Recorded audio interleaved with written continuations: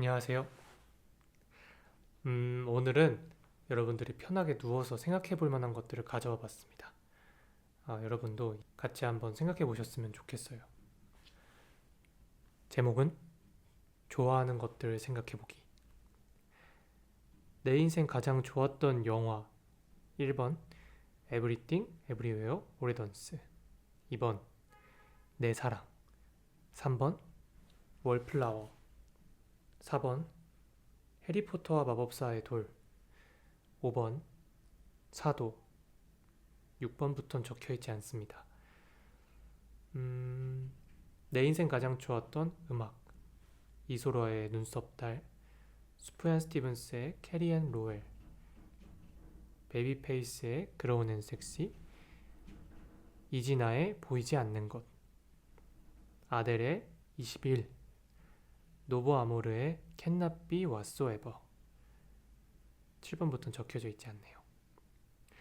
내 인생 가장 좋았던 향기 1번 러쉬 빅 2번 10월 도쿄의 거리에서 풍기던 금목서 향 3번 빨래하고 건조기까지 돌린 바삭한 이불의 향 4번부터는 적혀져 있지 않고요.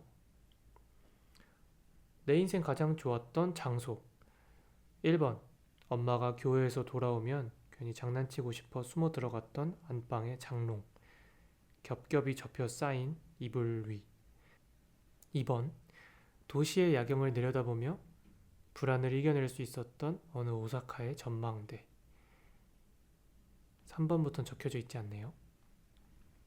내 인생 가장 좋았던 드라마 1번 밀회 2번 사자의 은신처 3번 디어 마이 프렌즈 4번 괜찮아 사랑이야 5번 눈이 부시게 6번부터는 적혀져 있지 않네요.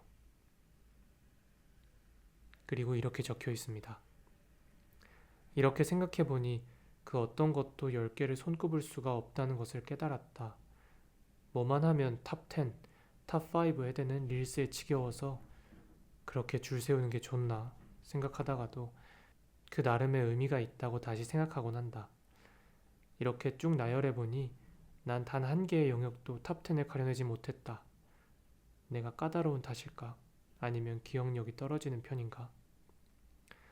그런데 이렇게 나만의 탑10을 정하기 위해 열심히 생각해보니 기분이 나쁘지 않았다. 다른 어떤 전문적 지식이나 배경 지식 따위 하나도 없이 개인적인 경험과 감정이 잔뜩 낀 100% 주관적인 차트라니. 그러고 보면 내가 심혈을 기울여 하나하나 고른 것들이 다 개인적인 경험과 관련이 있는 것 같다. 내 기억에 남은 첫 영화. 어렸을 적 엄마의 손을 잡고 처음 방문한 롯데 영화관에서 본 영화. 해리포터와 마법사의 돌. 아직도 그날이 떠오른다. 낮은 조도의 조명과 여기저기 사람들은 해리포터 포스터를 들고 있었고 난 화장실이 가고 싶은 마음을 꾹 참고 엄마와 함께 영화관 앞 소파에서 상영 순서를 기다렸다. 엄마가 사준 팝콘은 처음엔 부드럽게 입에서 녹다가 갑자기 바삭바삭한 식감이 느껴졌다. 영화 속 화려한 마법 세계와 눅눅한 기름향이 짙게 배인 나의 손가락. 아직도 호그와트는 나에게 팝콘 향이 나는 공간으로 남아있다. 대학교에 처음 입학했던 2013년 5호선과 7호선을 가로지르며 내 귀에 꽂혀있던 이어폰. 그곳에서 흐르던 아델의 Someone Like You. 사랑을 제대로 해본 적도 없으면서도 그 노래만 들으면 사랑이 무엇인지 알 것만 같았다. 멋들어지게 가죽 재킷을 입은 다른 남학생을 보며 내가 입은 파란색 패딩은 왜 이리 촌스럽고 유치해 보였었는지. 3월이 다 되었는데도 패딩을 입고 다니며 땀을 뻘뻘 흘렸던 이제 막 성인이 된 20살의 나. 그러나 내 귀에서만큼은 짙은 사랑을 했던 아델이 나였고 내가 아델이었다. 서서히 꽃피우던 마음속의 무언가가 21살의 나를 토닥이는 듯 했다. 내 인생의 탑10을 마음껏 정할 수 있을 때까지는 더 살아봐야 할 것 같다. 사실 이 글을 적을 때는 제 마음이 정말 안 좋았을 때였던 것 같습니다. 근데 내가 순전히 좋아하는 것들이 무엇이고 내가 왜 그것을 좋아했는지를 생각해보면 그 나름의 의미가 생기고 나의 생각이 보이고 나의 마음이 보이는 것 같습니다. 제가 쓰는 메모장인데요. 여기 보면 이제 제가 영화를 보고 남긴 글들이 있습니다. 어딨지?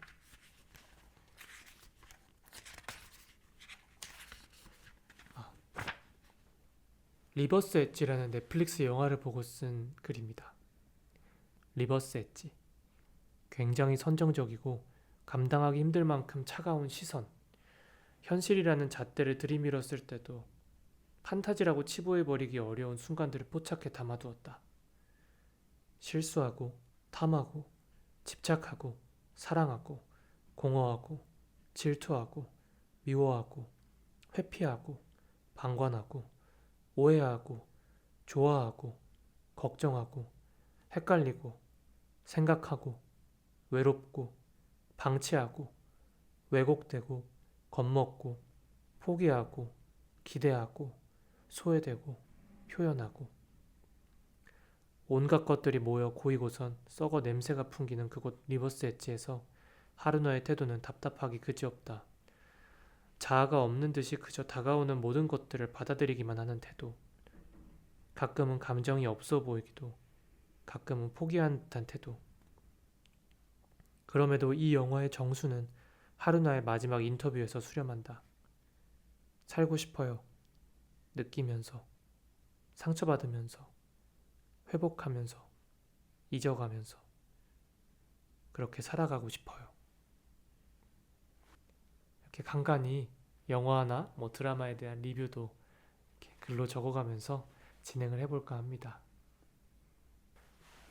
너무 마음이 힘들 때는 힘들 수밖에 없는 것 같아요. 자꾸 미궁 속으로 빠지고